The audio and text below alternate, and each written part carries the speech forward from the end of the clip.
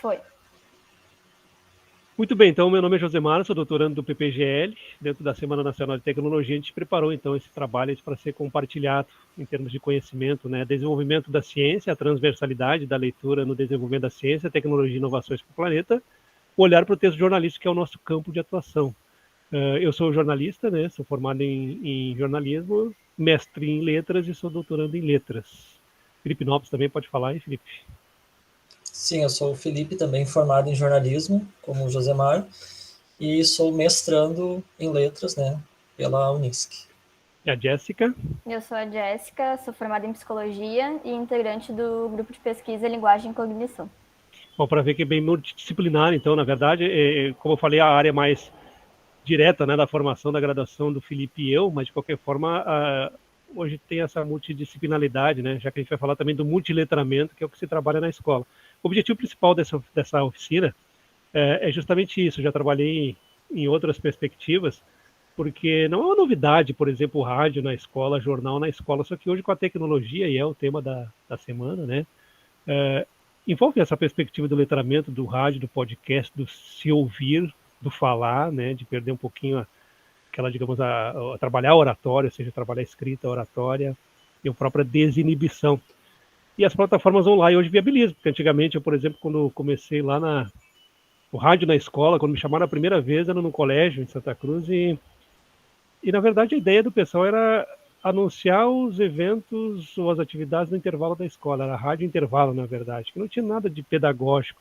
Depois ele foi se transformando aos poucos em pedagógico, mas aí com investimento, e a partir de então, hoje com as plataformas se viabiliza tranquilamente um trabalho bem didático, assim, bem pedagógico em sala de aula. Então essa era a proposta, para trabalhar com os professores, e por isso que algumas questões técnicas também são abordadas. Quando a gente fala em leitura e texto nessa relação, essa frase eu acho que diz muito em relação ao multiletramento, a escrita e a oralidade. O multiletramento é a escrita em várias plataformas, né? O hábito da leitura é essencial para se produzir um bom texto.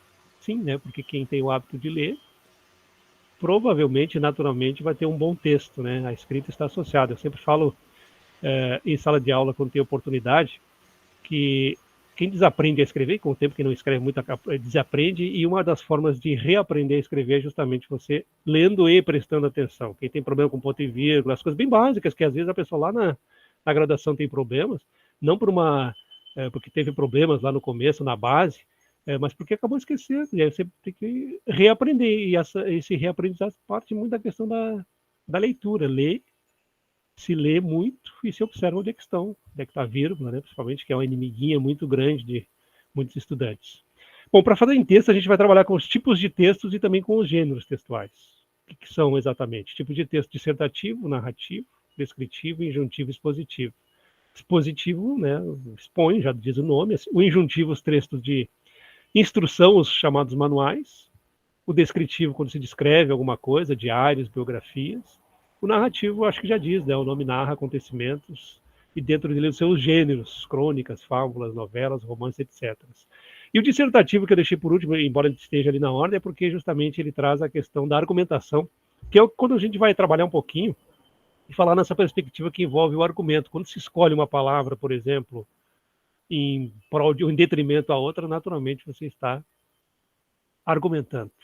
Então, não existe isenção em texto nenhum, embora, por exemplo, no jornalismo que a gente está trabalhando nessa perspectiva, se fala muito na questão da objetividade e da neutralidade, digamos assim, da isenção. E, na verdade, se tu tirar uma palavra e colocar outra, prova disso é que tem vários exemplos de uma mesma notícia, por exemplo, mesma informação e várias óticas, dependendo muito dos interesses da ideologia. Então, o argumento é uma ideologia. Como é que se chega a essa ideologia?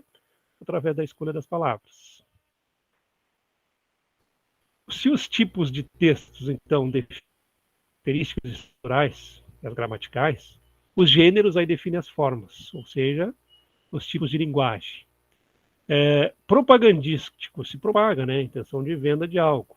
O dissertativo tem esse exemplo do Enem, por exemplo, serve-se, ou a própria redação. Depois, na construção, que a gente vai falar um pouquinho de textos, artigos opinativos e artigos acadêmicos, a gente fala um pouquinho dessa questão da dissertação, que na verdade o pessoal precisa usar, né, nas provas, seja de vestibular, de Enem, que é a redação, justamente naquele processo de construção. Narrativo, já disse, o injuntivo também, manuais, artísticos, literários, épicos, enfim, dramáticos, vários subgêneros dentro. O ensaístico, a mistura, né, dos dois gêneros literários. E o jornalístico, que é o que a gente mais procura aqui trazer para trabalhar em sala de aula, que informa o leitor ouvinte. E aí, dentro do jornalístico, aí se fala em editoriais, editoral, editorias, notícias, reportagens, entrevistas, textos publicitários, classificados, artigos, crônicas, resenhas, charges, cartas aos leitores. Todos são subgêneros do jornalismo. Se quiser explicar, assim, o editorial e editoria, por exemplo, são palavras parecidas, mas o editorial é uma posição do veículo, quando ele vai lá e expõe alguma necessidade de esclarecimento, ou até uma posição, seja ela política ou não, deixando muito claro que, na percepção minha, principalmente, o veículo de comunicação se posicionar politicamente não é nenhum problema, é legítimo isso, né? É possível. Eu sei que tem muitas críticas de ABC, não tem, se posicionar explicitamente, o quê? Agora, o problema é quando é implícito, daí fica tentando ludibriar, né, usando argumentos para dizer que não são. Se é legítima e a posição política, por que não? Mas editoria é uma coisa. Editoria são, por exemplo, pegar os jornais ainda, os próprios portais. Editoria de economia. Vai pegar lá na pandemia, por exemplo, economia, saúde, esporte, cada um desses se configura numa editoria, então isso se difere de editorial. Notícia e reportagem, a notícia é informação bruta, curta. Semana Nacional de Tecnologia, essa é a semana.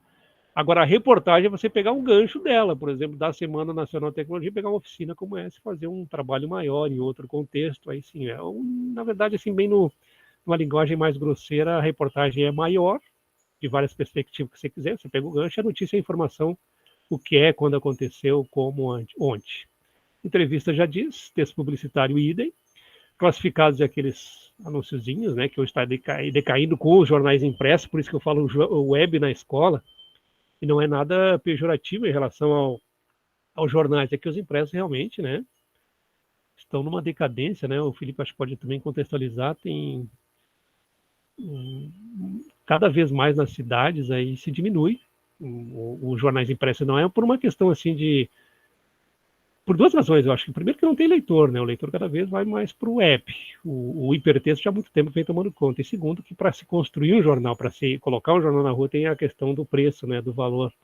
Então, os jornais estão decaindo cada vez mais, não, tenho uma certeza que é uma tendência, embora os jurássicos aí acreditem que não, né, mas eu acho que vai chegar a um ponto bem logo, não sei presumir, mas imagina uns 3 anos por aí, né? Fala, Felipe.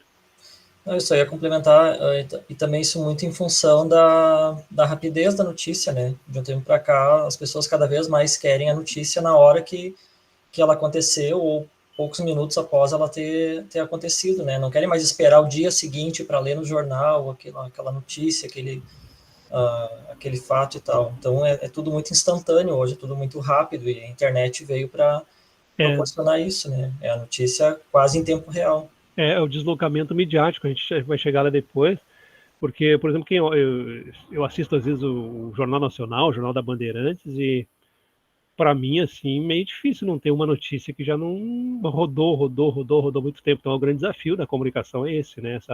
Esse deslocamento que está ocorrendo. Os artigos e crônicas, artigos são de opinião, né? Pode ser de alguém do veículo ou de alguém que escreveu esporadicamente. Crônicas, resenhas em cima de filmes, etc. Charges, a charge é muito interessante de trabalhar em sala de aula porque ela é um texto argumentativo, né? Que demanda inferência. Quando se faz uma charge, ela pode ser engraçada ou não, curiosa ou não, mas a partir da tua perspectiva de conhecimento de mundo. Você tem que fazer uma charge sobre o auxílio emergencial, lá no começo da pandemia, por exemplo. Você tinha que saber o que era o auxílio emergencial exatamente, qual era a relação dele, né? E a carta ao leitor é escrita efetivamente pelo leitor. Bom, se trabalhar em sala de aula com texto jornalístico é uma das propostas aqui, é interessante saber como é que é uma estrutura de notícia. Ela tem uma coisa muito básica, que é a chamada pirâmide invertida, né, que sempre vai do menos importante, do mais importante para o menos importante, diferente de outro contexto. E no comecinho da notícia, o primeiro parágrafo é chamado lead. O lead que é o guia, né, orienta o leitor, então ele necessariamente já responde essas perguntas. Mesmo que, por exemplo, a televisão trabalha muito com essas narrativas de, vamos supor assim que a Dona Maria lá, que era faxineira, ganhou na Mega Sena. Vai contar a historinha dela, que ela saiu de casa de manhã, não estava preparado para aquilo, estava com um problema em casa, devendo, o gás vai muito caro, essas coisas assim. Tu pode dizer isso tudo, contar, mas porém, já no começo, mesmo que seja na televisão, você tem que dizer já o que é. Ou seja, a pessoa que trabalhava na faxina ficou bilionária na Mega Sena ou milionária. Já tem que dizer logo. O que aconteceu, quem praticou o ato, né? Quando, onde e como e o porquê. Tem que ser respondido. Então é a pirâmide invertida. Logo diz logo o que é a notícia, quem morreu, onde morreu, como aconteceu, o que aconteceu com ele. Depois dá para esmiuçar, né? Mas a pirâmide invertida é uma das regras do jornalismo e ela não muda.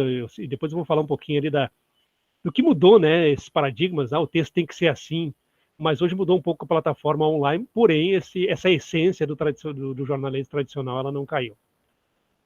Esse opinião, artigo, opinião, a opinião e argumentação eu trouxe aqui para falar, porque a gente vai falar um pouquinho dos artigos. E também sobre essa questão, né, quando eu falo do argumento, né, que ao colocar uma palavra em detrimento da outra, você está argumentando. A opinião me posiciona, é o meu ponto de vista, porém eu posso argumentar. Não necessariamente, mas eu posso argumentar. E argumento, você diz tal coisa, eu acho que o gás de cozinha está muito caro. Porque, segundo dados lá da Petrobras, bom, aí é argumentação. Né? A minha opinião é que o gás está muito caro, ok? A argumentação é o que eu trago para embasar a minha ideia. Então, essa opinião e argumentação são coisas distintas. Por isso que no jornalismo, opinião é do colunista. O jornalista, em tese, não tem opinião, embora indiretamente, com a exceção de voz, ele acaba dirigindo o discurso, porém, ele está só relatando a notícia, então não tem opinião. Argumentos? Não, ele traz ali, mas a opinião dele aí não. Por isso que tem os comentaristas, né, nos veículos. Só Isso aqui muito eu trouxe. Um pouquinho, pode falar. Ainda, né, pensando em opinião e argumentação, acho muito importante o porquê que tratar também disso dentro das escolas, né, nessa formação daquela criança, né, daquele adolescente, enfim, de uma coisa é tu ter uma opinião. Eu acho alguma coisa, né? Mas precisa ter um fundamento, precisa ter essa ideia mais com fatos, né? Que de achismo, assim, de falar por falar, qualquer pessoa fala, né? Mas quando tem uma discussão, por exemplo, né? Ou, enfim, escrevendo na redação do Enem, né? Tem que colocar as ideias ali. Então, estimula, né, esse aprendizado, esse senso crítico sobre as coisas, não só vai levando uma ideia e compartilhando aquilo, não, parar, olhar para aquilo, né, procurar, investigar o que aquilo representa para ti ou não e para o mundo também, e aí ter aquele argumento com base, né, não só em cima do achismo, né, de uma opinião sem fundamento. Inclusive, politicamente, né, como tu disse, tem o jornalista não está colocando a opinião dele numa notícia, né, mas, querendo ou não, ele está divulgando aquela coisa que é um ato político, digamos, né, de passar aquela informação.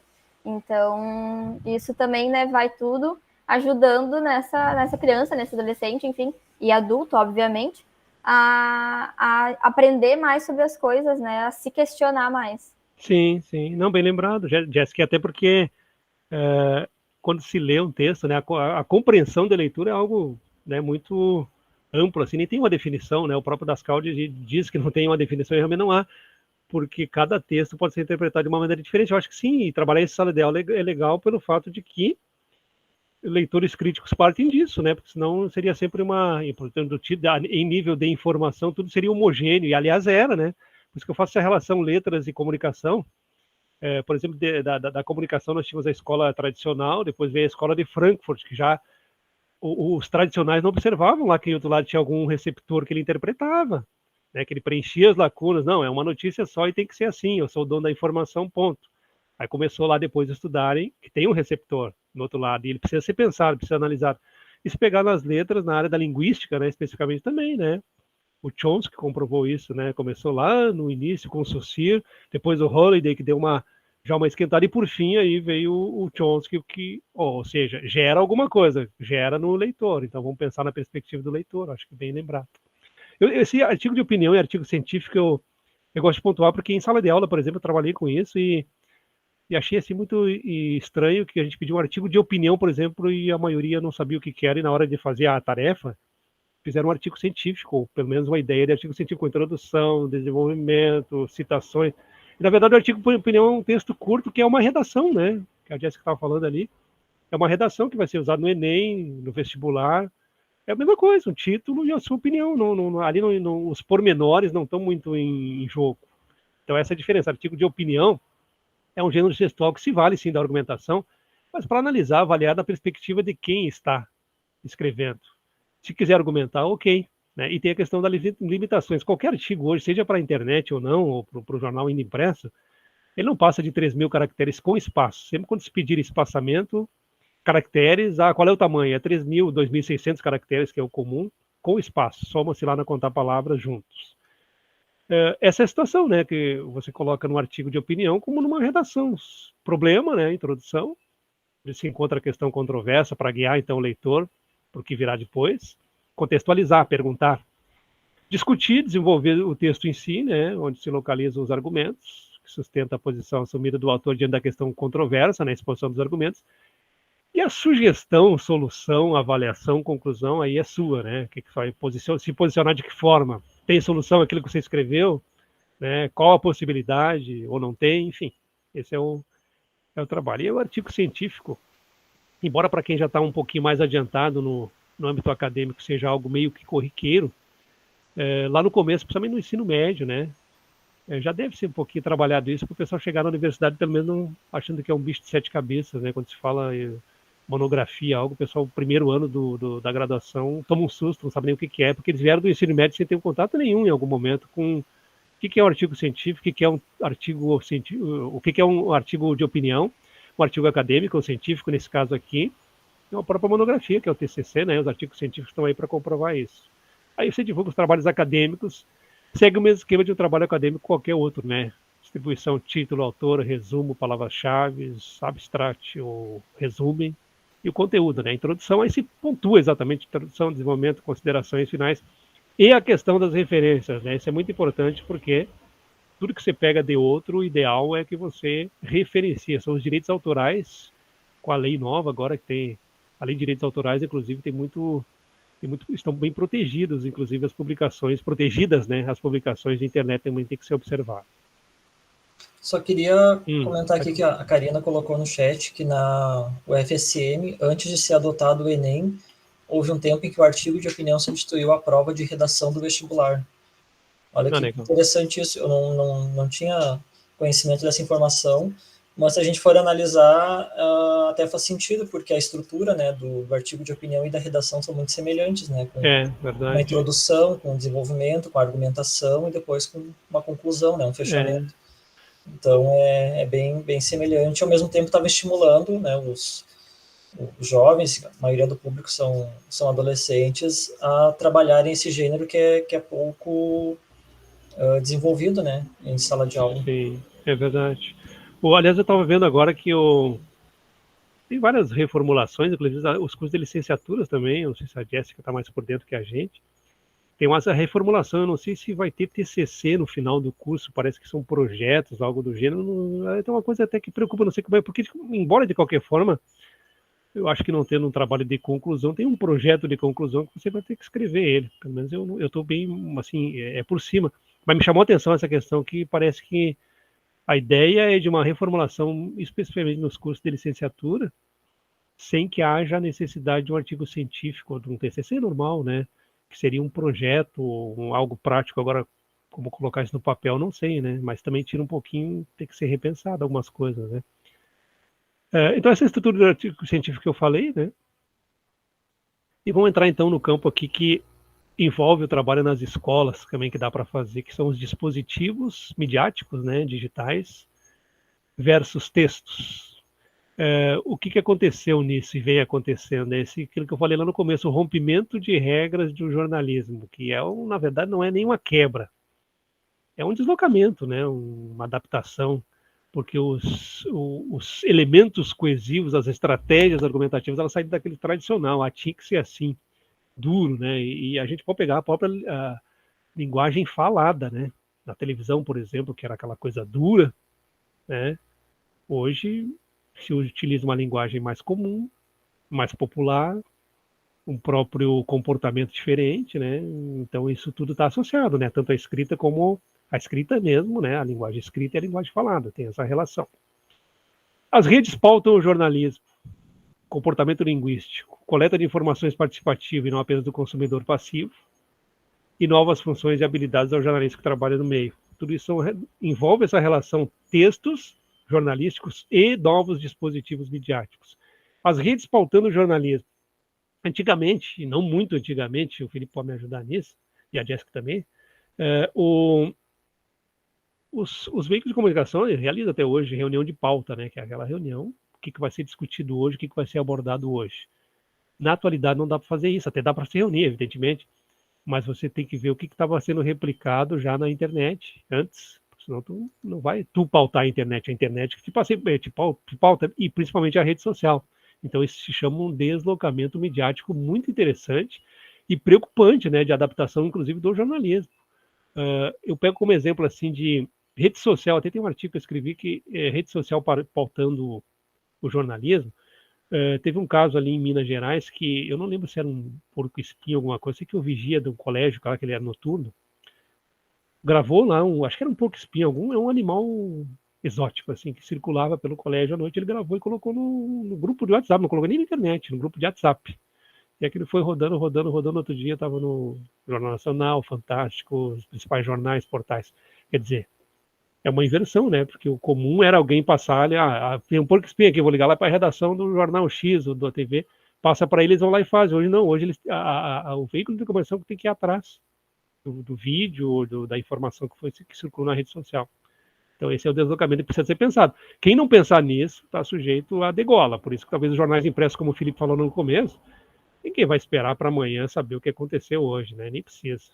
Previsão do tempo, eu fico olhando na televisão previsão do tempo, eu meio que me apavoro como é que se dedica tanto espaço à previsão do tempo, se até os povos seleneses, né, acho que se não me falha a memória, lá da Índia, que são o povo mais isolado do mundo, eles olham no celular lá e sabem que horas vai chover, quando vai chover, aliás, está chovendo agora, né? E etc e tal. Então os veículos precisam repensar isso. Comportamento linguístico é aquilo que eu falei, né? Mudou. O Felipe vai falar depois de post ali e notícia. Já se quebrou um pouco aquela coisa dura, né? Porque você tem que interagir. Coleta de informações participativa é isso, né? Não é apenas o consumidor passivo lá, ele recebe, não, ele me traz a informação muito mais do que eu para ele.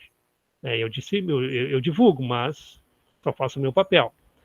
E novas funções e habilidades ao jornalista que trabalha no meio, porque hoje já você, quando contrata alguém, ou quando a gente vai trabalhar, nós ainda trabalhamos nisso, não é o jornalista que antes era o jornalista de jornal, que aliás é uma coisa assim, quando se fala em imprensa, a imprensa está associada justamente ao impresso, que é o jornal. É mídia que sim, envolve rádio, TV e hoje a internet.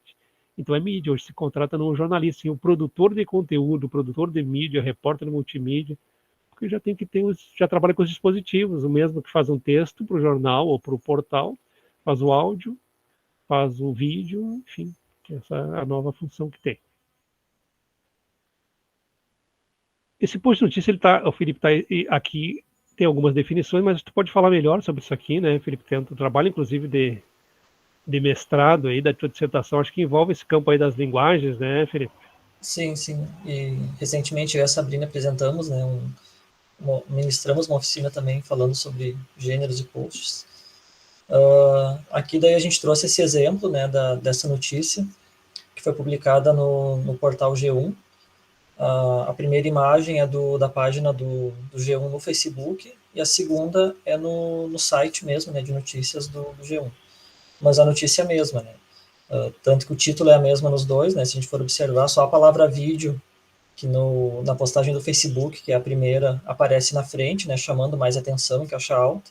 Câmera de monitoramento de meteoros registra pouso e canto de bem-te-vi em Santa Catarina. E ao lado, na postagem que foi feita no portal, o mesmo título, câmera de monitoramento de meteoros registra pouso e canto de bem-te-vi em Santa Catarina, porém a palavra vídeo está no final, né? Certamente a segunda postagem chama mais atenção, eu acho, né, na minha opinião, chama mais atenção do que a primeira, porque já tem o vídeo ali postado na própria página, né? Já é o post do vídeo, o leitor só clicar ali já vai assistir o vídeo na hora. A outra, que foi postada no Facebook, que é a primeira imagem, vai ter que clicar no link, daí vai direcionar para essa página do G1, né, possivelmente com a matéria junto, com as informações e o vídeo no final da matéria. Mas dá para a gente ver as diferentes formas de divulgação da mesma matéria, né? Ambos são considerados posts, né, de notícias, um post mais focado no jornalismo, né, que tem mais a ver com a informação, com as notícias jornalísticas, mas de duas formas diferentes, né? Uma no Facebook, uma na página oficial do G1. Uhum. E você vê que a linguagem ali, né? Se eu vou pegar só do lado esquerdo ali, nunca no jornalismo, que é uma das regras do jornalismo, aquilo que eu falei da quebra, né, Felipe? Tu faz uma pergunta no post, né? Nunca tu vai fazer no jornalismo, uma das regras é que não se faça pergunta no título, né? E ali, como é uma interatividade, tá conversando com alguém, é ou não é uma ave, é a ave mais querida do Brasil? Aliás, também não sei o que tem de novo na notícia dessa, porque a gente tem aqui em casa, mas talvez para a pessoa de fora tenha algo interessante. Mas como muda a linguagem, né? Pega o mesmo ali embaixo e em cima, que é uma interatividade para a rede social, uma pergunta, E ao mesmo para tempo, interagir. essa pergunta é também para estimular Exato. a interação dos leitores, né? Já provoca um comentário, uma resposta de cada um, né? O próprio questionamento já é uma provocação para atrair a interação dos leitores também, a maior participação. Verdade. Aqui tem mais ou menos assim, para deixar até a título de publicação depois, né, o que é um post, as principais características, e como é que se faz exatamente, né, para quem vai, principalmente, precisar trabalhar em sala de aula, tem isso aí, né, já o que é um post e o que é uma notícia, tem que ter uma diferença na questão do post, da notícia, da reportagem, né, nem tudo é a mesma coisa. Então, como já foi explicado ali. Bom, esse título Efeitos de Publicações, são os efeitos da transformação midiática, né? Até dá para mudar o título depois para isso, para entendimento melhor. Quando eu falo em efeitos de publicações, é o efeito do dispositivo que você tem em mãos. Eu não estou dizendo que antigamente, lá, quando só tinha o jornal, a TV, não tinha nenhum efeito. Só que hoje, por exemplo, com essa questão da inversão lá, da rede social, principalmente, qualquer opinião que se dá aí, por exemplo, nesse post ali que a gente colocou, tá na internet, né? Tá nas redes sociais, certamente. Tanto que aqui, se pegar a esquerda, tem 49 comentários, 51 partilhamentos. Isso é o mínimo, tem muito mais até. Mas só ali, claro que a interatividade e as opiniões, nossa, na internet é algo que bumba, retumba. E com isso, tem uma repercussão maior e uma pressão maior, né? O Alexandre Garcia agora foi demitido da CNN por uma opinião. Talvez se fosse só na televisão não teria a repercussão que teve hoje, nem seria demitido em função disso. Eu não estou aqui julgando se é certo ou errado, até acho errado se não tem uma liberdade de expressão quem está no veículo. Porém, a pressão na rede social hoje, ela é muito explícita, né? Ele é aberto, antigamente não tinha isso, mandava no máximo lá um e-mail ou ligava lá para a redação e falava bem ou mal de quem estava opinando. Hoje está escrito e derruba, né? Derruba matérias de portais que às vezes retiram, derruba o profissional, ou seja, ficou um negócio aberto. Eu trouxe essa frase da Corre, de 2003, que diz muito isso. O texto passa com esses dispositivos, passa a ser um lugar de interação no qual os sujeitos são construtores sociais, que interagem com os interlocutores e passam a ser participantes do que está sendo construído por meio do texto. Entra também no que a Jéssica falou, né, se formando leitores críticos, tem que cuidar o que você vai escrever, a responsabilidade aumenta muito mais, né? E aí entra a questão da escolha das palavras, dos framings, você escolhe um para chegar a um determinado tom, mas tem que entender ou imaginar que às vezes quem está lendo está entendendo o outro, ou quem está ouvindo também, né? Está entendendo de outra forma. Então, é o caminho contrário. A pauta tem o caminho contrário, as repercussões são maiores e demissões acontecem. Claro que as demissões hoje não ocorrem só por a questão da opinião, e sim em função da otimização, né? Redações cada vez mais enxutas, assessorias de imprensa hoje fazendo o papel que era do repórter, se utilizam mais assessorias de imprensa porque é mais fácil, mais barato, e a participação hoje, você pega na televisão, por exemplo, tem um apresentador e um repórter, ele só vai lendo os WhatsApp e reproduzindo vídeos que recebe de pessoas de fora. É o chamado ouvinte interativo, telespectador interativo, que na verdade você acaba trabalhando gratuitamente para o veículo seguir. E os multiletramentos foi aquilo que eu falei, né? O que estou falando aqui é justamente isso, né? Que nós estamos falando, os multiletramentos em sala de aula, incorporação na prática escolar da diversidade de mídias, né? De linguagens, de culturas introduzidas pelas TICs, as tecnologias da informação, que é o que tem que se trabalhar. Está aí a prática, não tem mais como fugir disso. Na pandemia ficou muito evidente isso, embora ainda se tenha uma questão muito dura em relação à internet, que não chegou ainda para todos. A gente olha sempre no patamar assim genérico de que todo mundo não, ainda tem dificuldades, porém é uma realidade que precisa ser pensada em sala de aula. Você não precisa abandonar o velho, mas precisa ir aos pouquinhos também, se aproveitando o que tem de novo, porque a tecnologia ela não desce, né? Ela só sobe, avança cada vez mais. Se assim não fosse, a gente estaria com TV analógica, telefone analógico, não estamos mais, não tem jeito. Então é só para frente. E Então sem esse é o falar, chamado. Vou falar. desculpa, não, e sem falar que para os alunos é muito mais atrativo, né? Quanto as aulas forem mais interativas, as chances do professor conseguir manter a atenção dos alunos são maiores, né? É, Porque verdade. ninguém mais quer ficar sentado, sei lá, os alunos hoje passam 4, 5 horas, né, na escola por dia, ficar sentado, só escutando o professor falar, ou passando slides, ou escrevendo no quadro. Eles querem mais interatividade, eles querem, sabe, aprender coisas novas, querem que o professor também compartilhe do conhecimento que eles têm, que os jovens hoje a gente sabe que É, entendem praticamente tudo, né, de redes sociais, de tecnologia, desses meios todos. exato. Então, quanto mais o professor também puder se inserir nesse meio, né, e compartilhar dessas práticas, dessas atividades, assim, interativas e multiletradas, maiores serão as chances de tornar as aulas mais agradáveis, mais atrativas, né, para os alunos. Sim. Não, e tem uma coisa que tu falou muito bem. Por exemplo, quem tem filho pequeno sabe melhor do que eu, né? Se o pai fala pro o pai, a mãe diz para o filho, ou utiliza o teu celular, então, que qualquer criança hoje tem celular, né? Utiliza para te aprender não tem dificuldade com ABCD. Eles não olham. Agora, se o professor mobilizar e disser em sala de aula, vocês vão para casa e o tema de casa hoje é esse. Aí eles fazem, né? A Jéssica acho que sabe melhor que a gente, que ela é da área da psicologia. É uma coisa muito engraçada. E se o pai ou a mãe ou o avô lá diz, eles às vezes não absorvem. Mas se o professor diz, então, para ver o tamanho do peso, né? Que tem o professor e o quanto dá para trabalhar essa questão do multiletramento, das tecnologias que estão aí para ser utilizadas. Ninguém está contrário a elas, né? Elas estão aí justamente para ser trabalhadas, né? É isso, é algo que, usando essas tecnologias, né, tanto na escola quanto na graduação, né, os professores estão buscando isso eu tive que fazer um podcast, né, uma coisa que eu pensei, tipo, eu tô fazendo psicologia, por que, né, tá fazendo? Uhum. Mas é algo que vai se adaptando e até é algo que tá muito na moda hoje em dia, porque é uma coisa mais dinâmica, né, de escutar uma informação, né, de um programa, enfim, que traz, né, algumas notícias, algumas coisas que acontecem e junto com a opinião. Então, é uma coisa muito mais dinâmica do que só o professor, né, tá ali na frente parado ou dando, enfim, uma tarefa de casa para a criança só escrever, sem ter que interagir com outras tecnologias. É, verdade. Entrou essa questão aí que a Jéssica falou, que vou falar do podcast aqui também.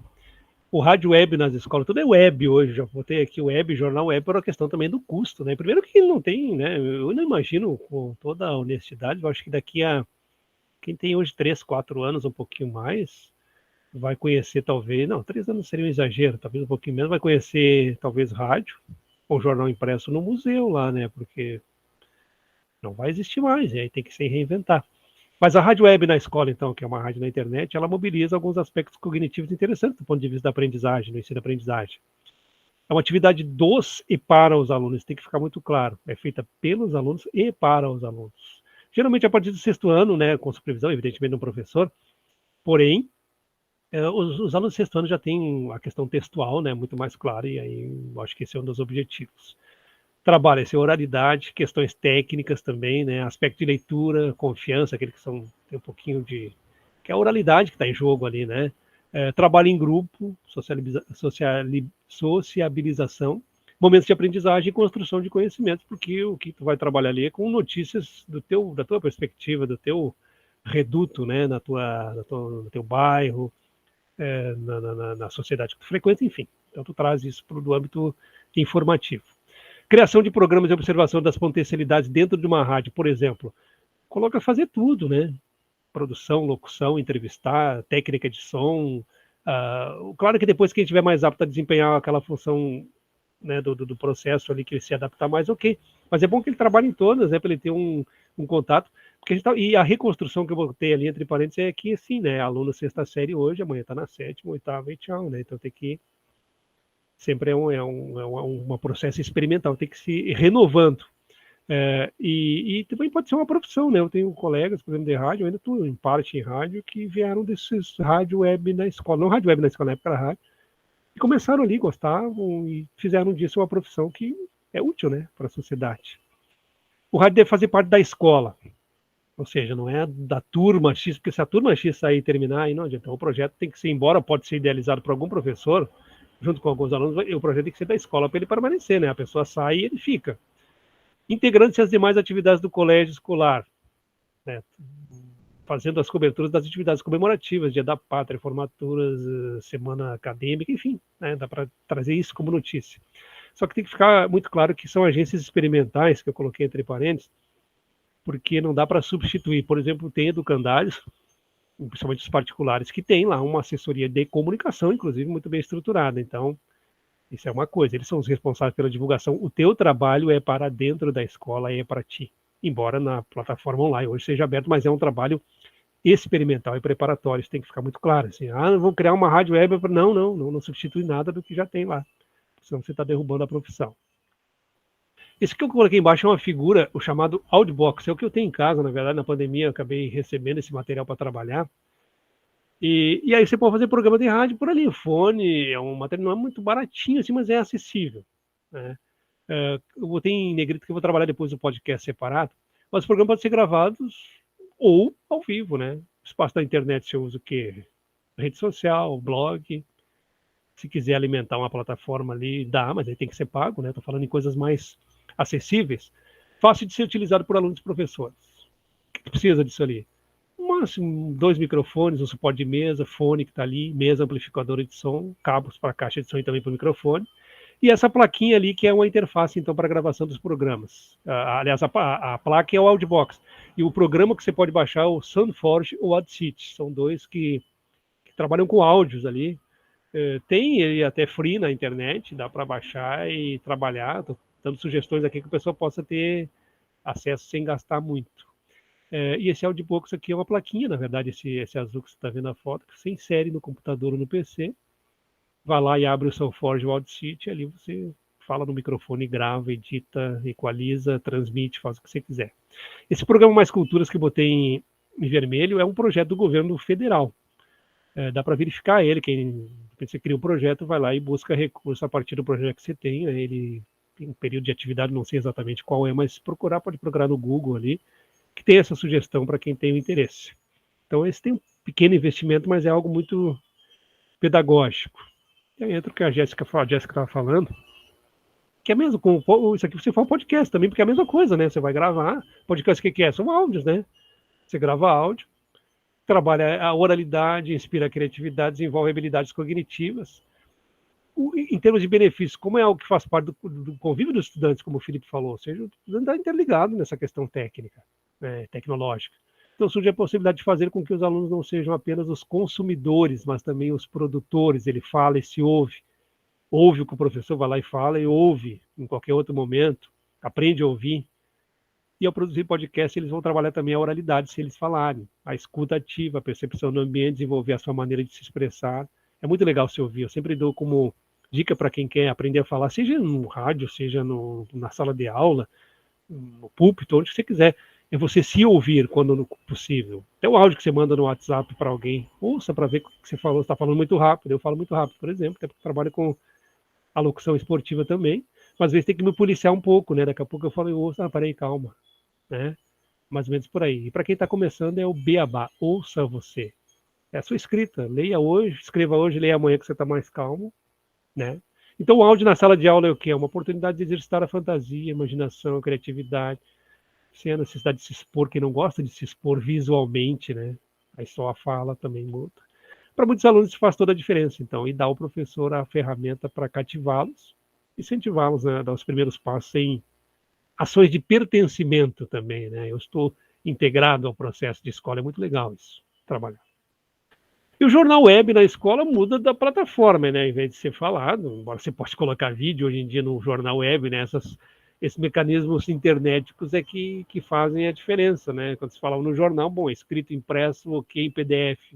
Vai seguir o mesmo trâmite, porém, hoje no jornal web, como é na internet, você pode botar um vídeo, inclusive o próprio podcast, né? Dá para interagir. Depois você pegar friamente olhando, e eu acho que está acontecendo no âmbito da comunicação e vai, é um só, né? Vou pegar o grupo RBS hoje, TV, jornal, rádio gaúcha. O que é a Rádio Gaúcha hoje, né? Ela basicamente é uma rádio lida, escutada, lida, ouvida, assistida. TV também é. Web também é. Quer dizer, então vai acabar um só.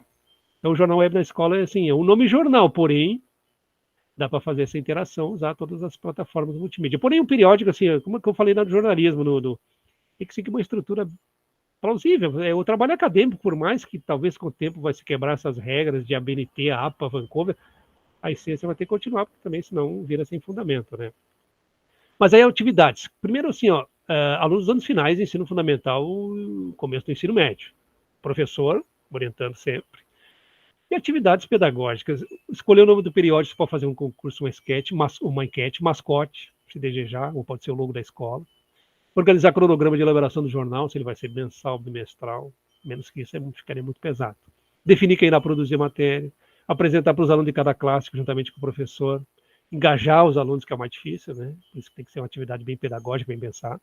Orientar sobre envio de matérias, qual é o período, a equipe de editores, quem são. Acompanhar a produção das matérias de cada ano, atividades. Definir como serão distribuídas as matérias dentro, né, na diagramação. E finalizar a editoração do jornal. Essa é uma das atividades. A possibilidade para execução. A coparticipação ela deve ficar em segundo plano, pelo menos é uma sugestão, que a primeira seja feita se você tem um material em mãos, né, hoje na internet, cria-se uma equipe e produz-se primeiro, depois você apresenta para os alunos, para os demais, e aí sim com os professores você vê lá se uma série ou outra quer participar, mas a primeira tem que ser feita já por alguém, essa equipe tem que ser responsável, né, sem um cabeça ali não dá certo. Quem sabe cada ano depois do segundo já, cada série, o ano ficar responsável por uma determinada matéria, já com a orientação do editor. Aí haver, quem sabe, uma matéria específica, né, de cada classe da escola que daí mobiliza, né, eles pensam, também é um trabalho cognitivo. E trabalhar o gênero notícia e a produção da escrita, isso é algo assim que envolve a própria escrita natural dentro da sala de aula. Explorar nos jornais que já tem, sempre tem que ter um modelo, né, essa organização em sessões, a escrita, o modelo de construção da notícia, mandar eles ler para definir o que, quando, o que, onde é que eles aparecem ali com as turmas. E outros detalhes eventuais, né, depoimentos, os fatos próximos da sua realidade que ele já traz. Dentro das escolas, a realidade do aluno ela é constatada a partir dali. E a revisão da notícia, né, que é mais interessante, porque você acaba retrabalhando, né, aquilo que você já escreveu. O Felipe trabalhei com a questão da releitura, né, Felipe, que chama, que é outro trabalho quase dentro desse contexto. Retextualização. Né? Retextualização. É dentro desse contexto aí, né, Felipe? Você lê, relê, reconstrói, né? Tem a ver com isso também, e o que é importante também, não se trabalhar, como tu falou, trabalhar notícia, trabalhar essas várias tecnologias em sala de aula, né? Nós também estimular os alunos, daí voltando lá para o início da nossa apresentação, é a questão dos gêneros, né? Não só o gênero notícia, como os demais, que a retextualização ela vem para trabalhar essa questão dos alunos saberem modificarem, saberem mudar a linguagem, né, de um texto para outro, de um gênero para outro, né? Sim, fazer essas adaptações na linguagem e na estrutura dos textos, né? Pegando o mesmo assunto, mas escrevendo de várias formas para diferentes públicos ou diferentes veículos, né? Sim. São as mobilizações cognitivas que sempre é um aprendizado, né? Para finalizar, a gente está chegando já ao final, a gente para pontuar essa questão das fake news que tem a ver com a escrita, né? E também para saber um pouquinho porque é muito fácil, hoje se fala tanto em fake news, o que é exatamente, eu acho que as pessoas sabem que é uma notícia falsa, isso sim, mas como é que os veículos chegam lá? Eles fazem o passo a passo que qualquer pessoa pode fazer, eu já vou mostrar em seguidinho, para detectar, né? Agora, claro que algum vai acreditar, eu vejo as fake news também com uma outra perspectiva, até que eu acho que uma preocupação é bem maior dos grandes veículos, ou dos veículos de comunicação, do que às vezes do leitor, né? Porque, por exemplo, o leitor, o que é uma fake news? É uma notícia falsa ou uma notícia distorcida? Uma notícia distorcida e falsa é a mesma coisa, tem que avaliar isso, né? Porque os veículos também distorcem algumas notícias, né? Dependendo da sua ideologia. E aí o que? É fake news também? Uma notícia falsa, porque se ele distorceu. Então eles têm que analisar. Eu vejo uma preocupação muito grande dos veículos. Nós somos e na verdade eles estão preocupados com aquela questão que eu falei. Hoje eles são pautados muitas vezes pela rede social. Não adianta eles dizer algo que não é verdadeiro, porque na verdade na rede social vai retumbar, ou já retumbou antes deles publicarem. Então tem uma preocupação muito deles. O jornalista é o único que pode dar notícia. Era antigamente, hoje já não é mais, né? Então eles estão perdendo totalmente o status, mas há uma preocupação para que não se chegue. Não, nós somos o dono da verdade, o dono da notícia, e não é verdade isso.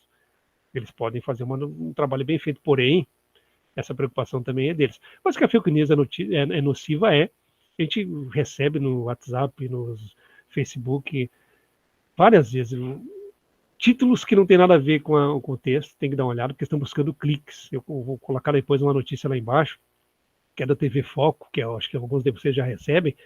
Se tu clicar na notícia, no título, nossa, vai ler a notícia, não tem nada a ver com aquilo ali. Então, estão buscando cliques. Quanto mais cliques, eles podem buscar recursos. A tarefa é ler todo o texto para não passar adiante, né? Estou falando em fake news. Fake news é quando você passa adiante, põe no grupo lá com 70 pessoas, aquele outro, enfim. E assim vai indo. Então, cuide isso, né?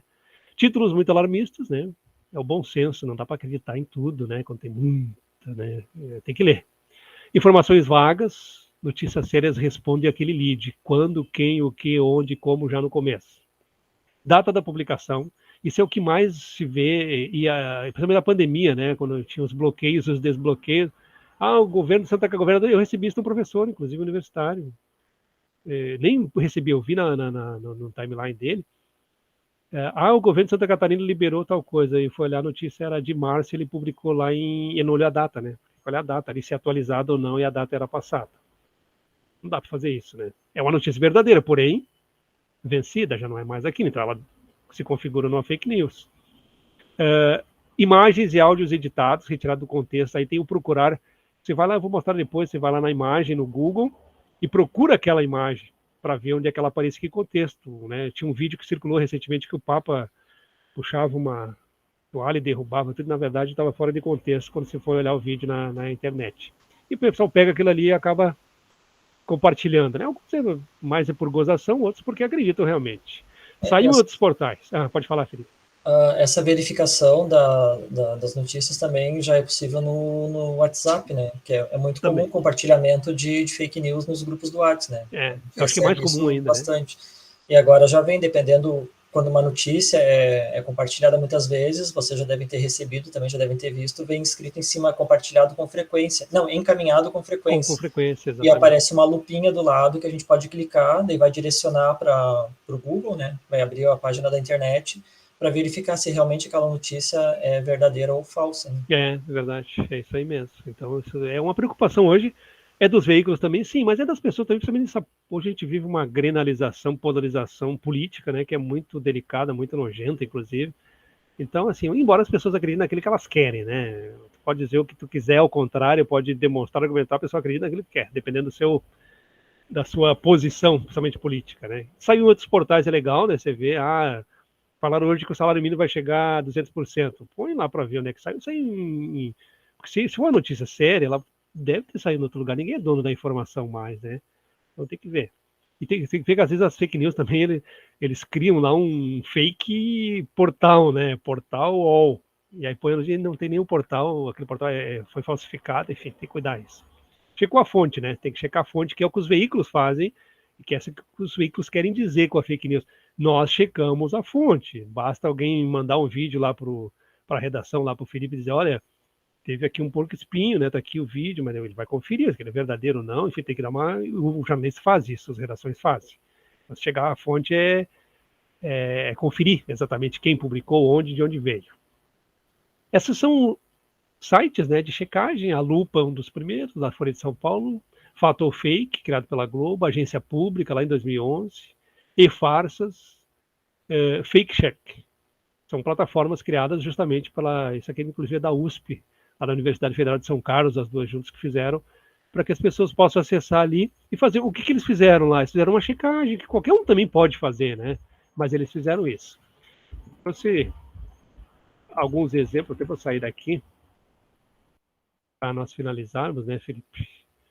A gente já está quase no final aqui só para mostrar como é que é feito esse trabalho de checagem pelos veículos, que é justamente aquilo que a gente estava falando, assim, não é muito, é o beabá mesmo, é o passo a passo, só que é difícil de fazer, e eles têm esse trabalho já para demonstrar para as pessoas que dá para ver, né? Dá para ver aí, né, Felipe? Dá para ver aí, Felipe? Sim, tá aparecendo. Sim, tá. A lupa, só né? clica nessa janelinha no ocultar ali embaixo, isso. Isso, tá, ok. Então, essa aqui é, por exemplo, uma notícia que foi que eles checaram. Na ONU, Bolsonaro cita informação falsa ao falar de 7 de setembro e cai em contradição sobre vacina. Como que eles chegaram a isso? Eles foram em dados, fontes oficiais, junto com a Eco também. Esse aqui é outro, também você clica nele, é do Facebook, mas é Facebook Eco, na verdade é uma plataforma também que identifica. E eles foram pontuando aqui o discurso, onde foi feito, o porquê, né? Por exemplo, não é possível se calcular o número de presentes em todas as manifestações bolsonaristas realizadas em 7 de setembro, já que não houve um balanço nacional. Eles foram pesquisar números, fontes, matérias anteriores, é tudo um passo a passo, é minucioso o trabalho. Cada frase, por exemplo, eles foram lá, e não uma questão cunho político, e sim para demonstrar à população que não é verdade, né? Porque não é porque o seu presidente vai lá e fala qualquer coisa, o que ele quer, esse presidente fala, né? Muitas vezes. Então esse é o trabalho minucioso, passo a passo, eles fazem para demonstrar que não é fake news. Que, aliás, que é fake news, né? Eu só queria mostrar isso aqui por fim, Felipe. Esse aqui é no outro contexto, aquele que a gente falou lá em cima, que é o título é uma coisa, né? Cid Moreira, em meio à guerra com os filhos, que teve, né, uma disputa do Cid Moreira, apresentador do Jornal Nacional, com a família lá, briga de família, essas coisas assim. Mas olha só, recebe diagnóstico de grave doença e tem desfecho confirmado. 2 pontos, fim. O que o cara pode interpretar disso, que a pessoa pode interpretar, né? Tá doente, doença terminal. Aí, bom, eles falam aqui ali da polêmica, familiar que realmente é verdadeiro, briga com madrasta, filhos, etc. E aí que vem a questão da doença. Lá em cima está escrito que doença grave, diagnóstico recebido, fim, né? Fim da ideia, nossa, várias interpretações. É uma sensitiva que foi entrevistada por esse portal aqui, dizendo que o Cid poderia ter sérios problemas de saúde no futuro, ou seja, ela fez uma previsão, né? Eu não estou tirando aqui o mérito da sensibilidade ou não, sensitiva ou não, ok, mas como é que se traz isso como uma notícia? Pode ter uma depressão espiritual, pode ter um desgaste físico, provavelmente vai ter, mostra um problema com saúde com relação à pressão, rim, pulmão, vê algum tipo de esquecimento severo, mostra falecimento familiar, quer dizer, ela fez um jogo às cartas lá e não estou tirando a legitimidade, mas é uma sensitiva e essa termina a notícia assim. Então você lê a notícia e lê o título. E assim tem vários exemplos, né? Eu só trouxe esse aqui para... Sim, isso é muito, muito comum nesses sites principalmente no meio artístico, assim, sites de fofocas, de notícias de famosos e tal, é o que a gente chama de jornalismo sensacionalista, né? Eles botam uma informação distorcida no título justamente para chamar a atenção do leitor, mas quando tu vai ler a matéria não tem nada a ver com aquilo, é algo bem diferente, mas às vezes uma palavra só que já é modificada já muda completamente o teor da matéria, né? Mas tudo para chamar atenção, para ganhar mais cliques, né? Muito bem, é isso que a gente queria apresentar para os colegas, para os demais, né? A gente preparou isso com muito carinho, né? Independentemente de qualquer circunstância, a gente estudou isso, trabalhou isso, estuda isso justamente com o intuito de que há essa questão da multidisciplinaridade, né? Nós, pelo menos o Felipe e eu, a Jéssica da psicologia, nós somos do jornalismo, a gente se integrou essa questão da escrita. O Breno está aí. O Breno é meu colega de quarta-feira que vem. Vocês estão, não sei se vai ser aberto aos demais também, né, Breno? Mas eu acho que não. A gente vai fazer uma atividade junto ao NAC, né, Breno? Com os alunos, TCC, que é um trabalho do PPGL ali com o NAC, no Núcleo de Apoio Acadêmico, a gente vai estar junto lá. E agradecemos a todos aí vocês pelo carinho, né? Esses dias eu tive também numa outra oficina do Rafael, da Débora, que também compartilharam lá os conhecimentos dele, é muito legal a gente ouvir que é um trabalho que a gente realiza, né? Desse chamada quase é o nosso encontro de leitura virtual, dá para dizer assim. Isso, meninos, Felipe. Muito obrigado pela atenção de todos, e a gente não acabou não falando, mas se alguém tiver alguma dúvida, quiser fazer algum questionamento, algum comentário, fique à vontade.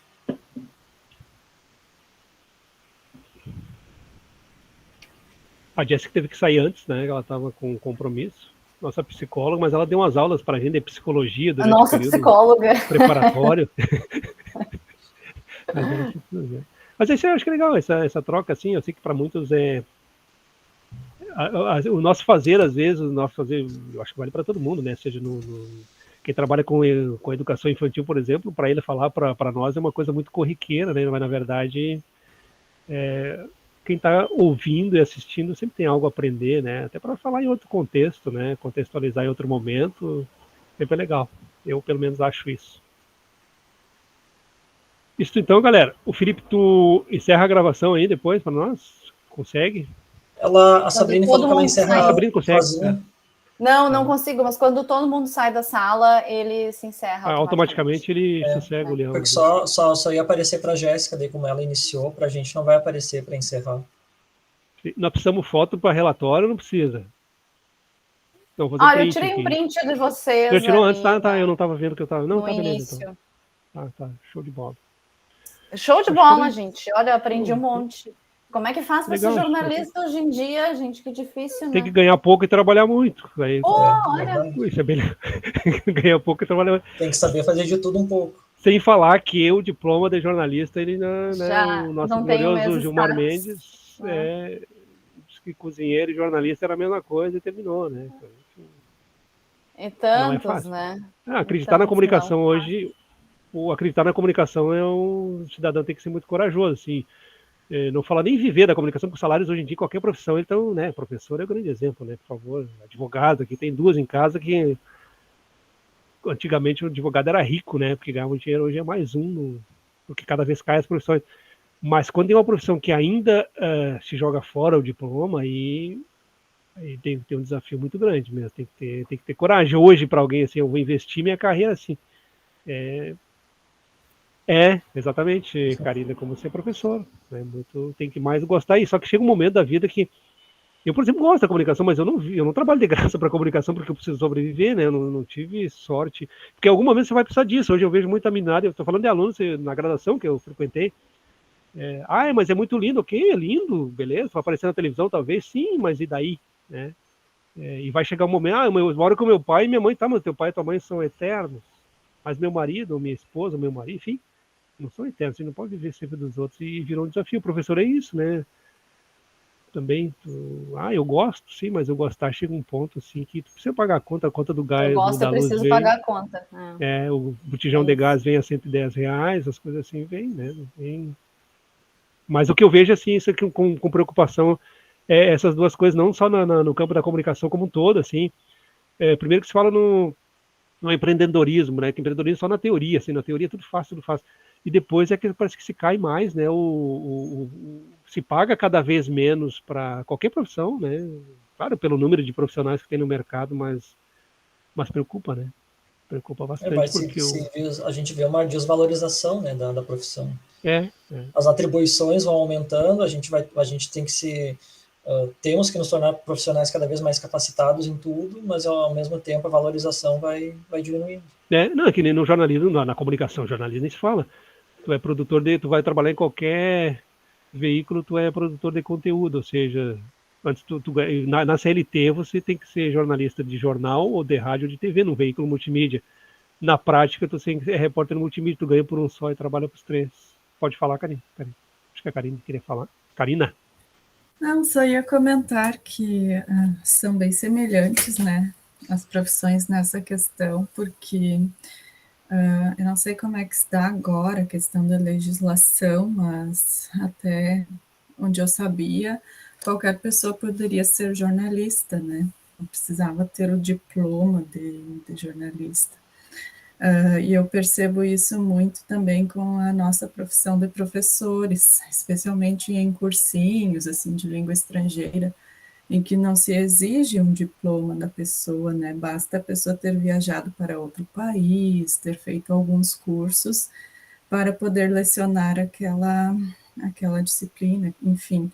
Então, realmente eu percebo assim essa semelhança entre as duas profissões, e a gente trabalha muito, né? Então, e a gente gosta do que a gente faz, né? Então a gente também gostaria de ter esse reconhecimento, enfim, como as demais. O diploma de jornalista ele caiu, foi não sei que ano, Felipe, já nem lembro mais. Ele não, na verdade, ele nunca tinha, ele não tinha sido reconhecido, mas daí o sindicato dos jornalistas, lá, a FENAGE, na verdade, a federação, foi até o Supremo para validar, para exigir, assim, qualquer concurso exigia, embora as empresas eram para exigir, só que Globo, Record, SBT, esses grandes, Jornal Estado de São Paulo, eles têm muita gente que não são, sabe, na área esportiva, né? Qualquer jogador de futebol é comentarista. Então eles foram contra, inclusive. E eles fizeram um lobby para que isso não conheça. Aí pegaram o Gilmar Mendes, que o Gilmar Mendes ele tinha uma briga com. Me ajuda aí, Felipe. Eu acho que era.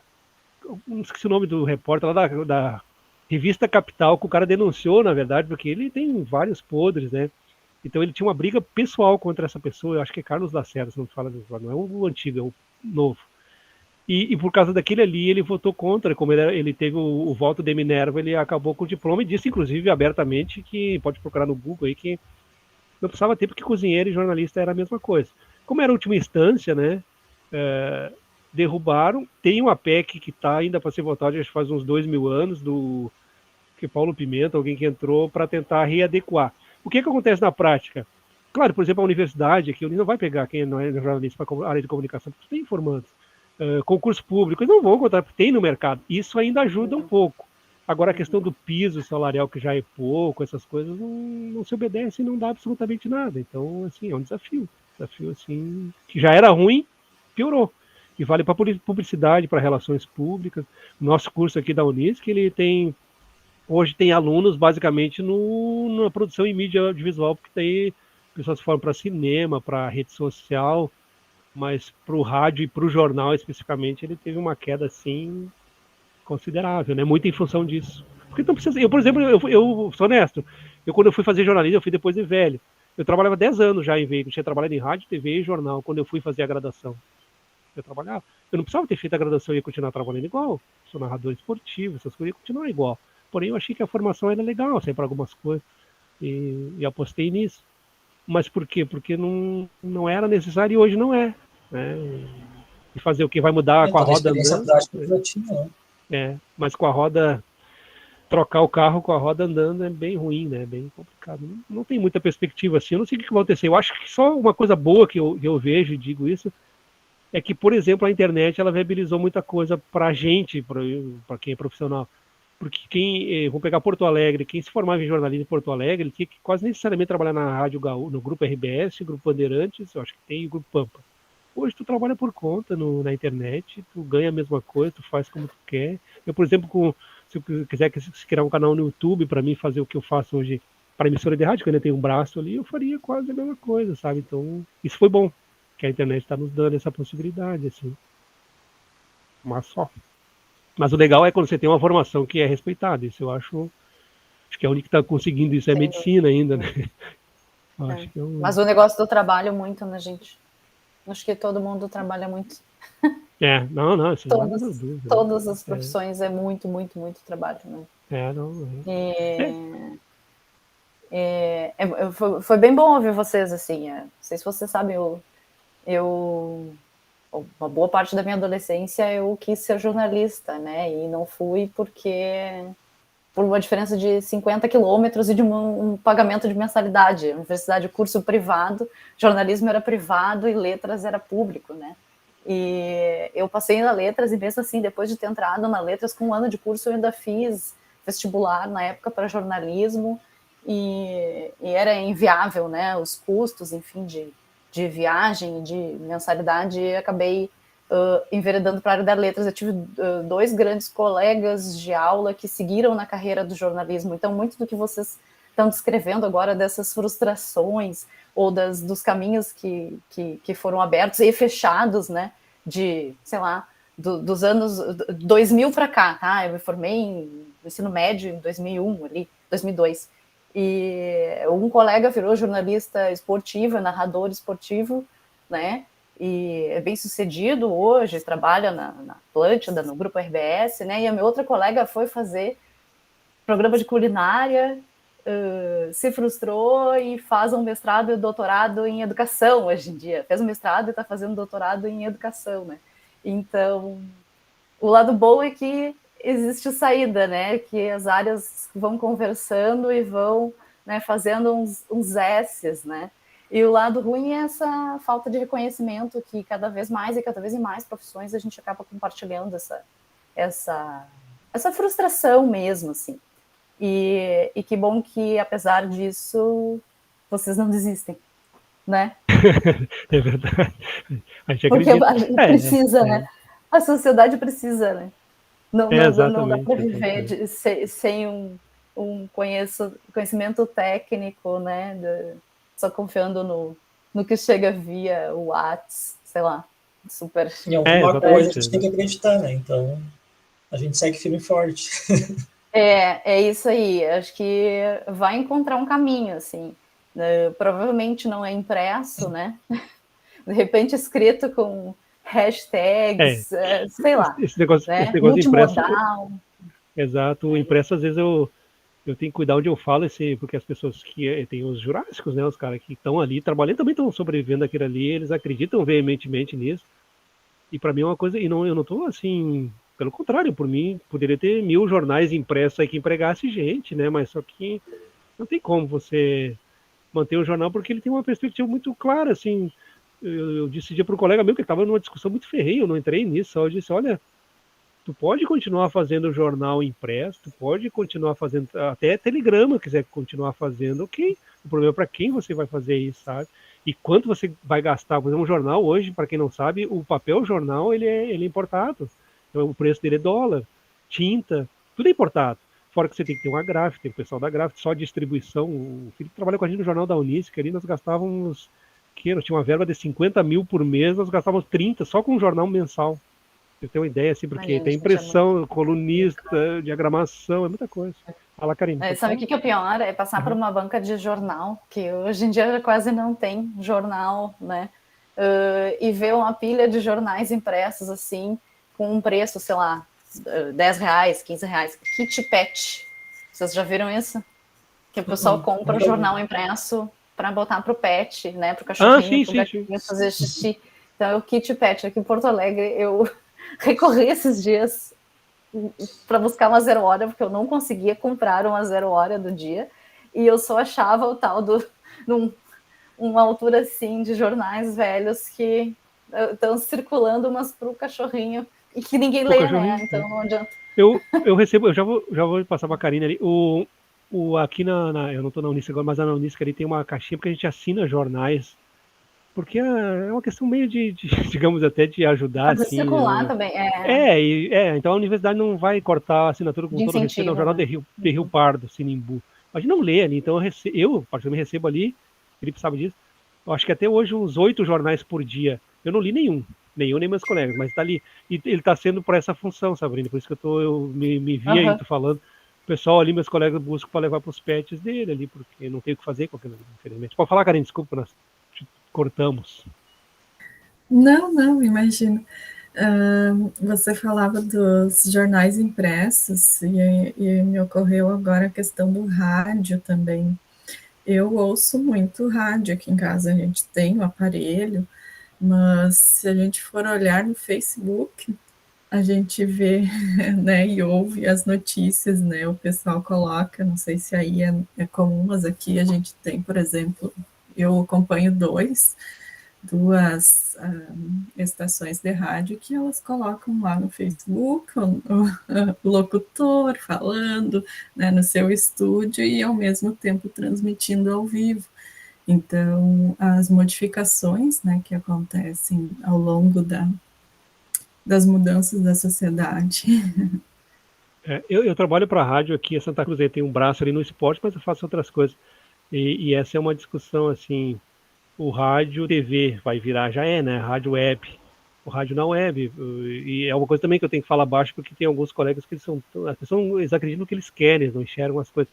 Mas, por exemplo, eu vou pegar um exemplo bem clássico. Ano passado, até estava na semana da tecnologia, que eu cheguei atrasado, eu fui chamado pela rádio ali para fazer os debates políticos, você pode fazer.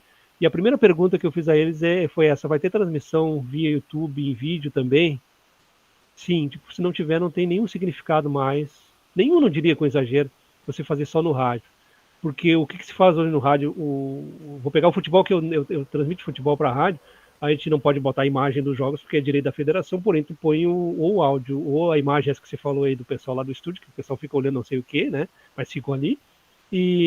Ou pelo menos o áudio no Facebook, porque se tu vai, eu não tenho essa contagem assim, mas não precisa ser muito inteligente para ver que quem ainda ouve rádio, o rádio é uma coisa que precisa se reinventar, e eu acho que é nesse processo de rádio-vídeo, eles já ouvem no celular, ou no aplicativo do próprio Facebook. O sinal é gratuito, né? Em alguns... É gratuito, exato. Então, no rádio mesmo, eu sou radialista, dos veículos que eu mais gosto é o rádio, sim, porém eu não ouço rádio no rádio. Quando eu ouço é na internet ou no Facebook, para você ter uma ideia. E eu sou Que radialista. vergonha, Josemar. Mas é a transformação aqui. Então, para mim, isso é muito claro. Eu posso ser meio exagerado e dizer isso, e eu falo isso às vezes na. Não tem um quando eu sou- radinho de pilha Não do tem lado mais. da cama. Isso é boa, né? Já tive, foi muito, mas hoje não tenho. Eu né? tenho. Então, tu tens aí, É o né? despertador. É o Ah, despertador. bom. Mas assim, Para o ficar negócio vai longe do diminuir. celular. Eu acho que o rádio ouvido assim é para pessoa assim. Isso é um exagero mesmo, mas geração de 40 anos para cima, talvez sim. vão continuar ainda, mas para baixo, assim, eu não consigo visualizar. Não consigo visualizar, a não ser que vai olhar no vídeo ali, né? Senão. E no Facebook, por exemplo, as rádios que tocam música, elas têm um problema, que elas não podem botar no Face, porque o Face corta pelos direitos autorais, né? Então, a única coisa que se transmite, por exemplo, o rádio se transmite hoje no Face, que dá em alguns momentos entrevistas, futebol, dá, sem imagens da televisão, porque não dá, né? Tem os direitos de Grêmio, Inter, etc., de televisões e federação. E é só isso, porque se botar música mesmo, dificilmente o Facebook não vai ter capaz. Tem né? direito, um direito. E até os locutores, né? Quando a transmissão de rádio é filmada, tem os que ficam filmado. de costas, né? Sim, Porque não tem, o contrato não inclui direito de imagem. Tem a LG, eu sei porque eu corri os trabalhos, só por isso que eu não sou estudioso disso. É a LG, que agora entrou em vigor, né, Sabrina? Agora essa aí, ela não estava em vigor, acho que agora ela teve algumas adequações. Sei que ela tá bem, vai ser um mecanismo de proteção, aliás, de dados, né? Bem vai forte. bombar, Então, vai bombar. Vai bombar. A Eu também não, Karina, eu não sei como é que a colocou ali que ela tem um rádio na cozinha que ela ouve quando cozinha, quando vai cozinhar, no caso. Né? Eu já ouço gente, rádio. eu faço isso. Eu plugo o meu em tudo que é tomada da casa, sério, para não ficar no celular, porque o celular fica entrando mensagem de todas as notificações, né? Eu uso o rádio, eu escuto o radinho. Meu Deus, aí se cai a internet, o meu radinho tá lá firme. Eu já ouço rádio quando eu tô dirigindo em casa. Eu não tenho o hábito de ouvir, mas quando eu tô dirigindo, sim, eu tô sempre com o rádio ligado. Então, eu tô aceitando, eu troco o rádio pelo carro, tranquilo. Isso eu também troco, se alguém quiser.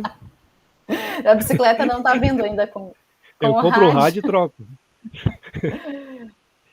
Coitado do rádio, né, meu Deus? Coitado do rádio. Eu vi esses dias. Patrocínio é boa, né, cara? Agora falando, eu não consigo imaginar ir numa loja e ver alguém pedindo um rádio. Eu quero um rádio. Esse meu é um rádio relógio, né? Ele mostra a hora o tempo inteiro, ele desperta. Então ele é um relógio. Ninguém compra aquilo ali como um rádio, né? Por acaso é rádio, mas a função principal é relógio. E não se vê, né? Um rádio. Não se vê, eu nem sei o número, assim, a estação de rádio, né? Eu vejo meu pai preocupado, o rádio tem um espaço, né, central na casa, né, normalmente perto da TV, né, que ocupa o meio de uma sala, e assim foi o toca-discos, a fita cassete, né? E hoje em dia isso acabou, né? Porque as pessoas antes sentavam para ouvir a novela do rádio, para ouvir as notícias, né? A própria previsão do tempo, né? E esse espaço de centralidade, acho que do equipamento, tanto a televisão também já perdeu o seu status. Não, caiu. a TV tá nessa aí também, tá perdendo, sim. É uma transformação que eu não sei, eu acho que vai virar um só, eu acho, não tô. Vai virar um só. Agora, como que isso vai equalizar, por exemplo, eu não sei, a Anatel, ela é a quem regula, digamos, os rádio e televisão, as transmissões. Eu não sei qual é que vai ser o papel da Anatel, porque tá indo para a internet, mas alguém daqui a pouco vai ter que fiscalizar, que nem a Karine falou ali, você olha, eu, por exemplo, fui antes da pandemia, todo mundo se transforma antes e depois da pandemia, né? Eu tive no Beira-Rio, em Porto Alegre, aí, na Sabrina, e tinha acho que 10 emissoras transmitindo, porque a gente ficava do lado a lado, 10 ou 12, fora as de Porto Alegre, as originais. Essas 10, eu acho que 8, sem ser nós, eram todos rádio web. Então, o que era o rádio web? É só o cara transmitindo no Facebook ou no site que ele criou ali. Mas ou no nada, streaming pirata. Exato, exato. Tem N alternativas, assim, a concorrência é muito... O streaming pirata é legal, assim, grande. eu sou assistente de futebol, porque eu gosto, né, e vivo.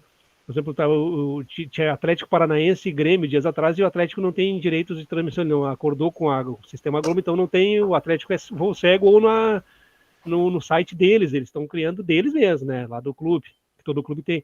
E daí eu não tinha, eu fui procurar no Facebook. Eu achei, acho que uns 8 ou 10, assim, tudo pirata. E o bom, o legal do pirata é que tem uma pessoa lá que ela, como é que ela faz? Ela faz em casa uma transmissão, põe a imagem da TV dela, e ela fica pedindo Pix para a pessoa. Já anotou aí? Não sei se já vê. Um alô pro pessoal, para não cair a transmissão, vocês me ajudam com o Pix. E o pessoal vai doando mesmo. Né? Obrigado a Sabrina lá que nos deu do... denunciando. Depois a Polícia Federal bate na casa das pessoas. Aí não sabe por quê. Né? Tá tudo gravado no áudio, nome, quanto pagou, quem fez, quando fez. Né? Impressionante. O brasileiro é inteligente para essas coisas. Para essas coisas. Então tá, galerinha. Obrigado, bom papo com vocês. Nos encontramos. O que é a próxima oficina? Quando que é? Ou não tem mais? Eu acho que não tem mais. Acho que não tem mais. Não tem. Eu acho que já foi semana passada. Eram 4, né? Acho que já foram os 4. Sim. Nossa, muito bom, gente. Foram 2 semana passada e 2 essa semana. É legal, essa conversa é legal, assim. Eu também gosto, sem dúvida. Bem bacana. Bom aprender coisas. Legal. A conversa é um aprendizado. Então, obrigado. Obrigado, Karina, aí, pelo apoio também. Do Felipe. Um abraço, Karina. Sabrina. Feliz Dia dos Professores. Vocês são efetivamente professores. Trabalho. Né? Parabéns pelo dia de vocês. Dia de vocês. Aceito a cesta de café da tarde. Eu lembro o dia do professor que aliás, o dia não sei se é em todo lugar, na Unisc, pelo menos é dia do professor e do técnico administrativo, né? E aí sempre tem a dúvida. Que eu... sim. Na verdade, eu nem me encaixo como técnico, porque eu sou contratado como jornalista, e não sei quem são exatamente, mas enfim. Mas aí sempre tem a dúvida. E aí o Google, o Rock Neumann é um professor aposentado que trabalha, eu acho que uns... sei lá 50 anos da reitoria, uma pessoa maravilhosa. Mas ele era o meu Google lá no começo, o Google que eu ligava para ele para tudo, porque ele é muito bom, e a gente vai se perdendo nessa questão da escrita, né? E aí eu nunca esqueço, não esqueço até hoje dos técnicos administrativos, porque daí o Rock toda vez corrige, tem os anúncios que a gente faz, o pessoal faz ali, mas passa por mim, às vezes. Técnicos administrativos com hífen ou sem hífen? Essa era a pergunta. Daí ele explica toda vez, se você falar os funcionários técnicos administrativos, o substantivo é o funcionário. Técnicos administrativos adjetivo, isso, né? Então aí é hífen, mas aí é técnico administrativos.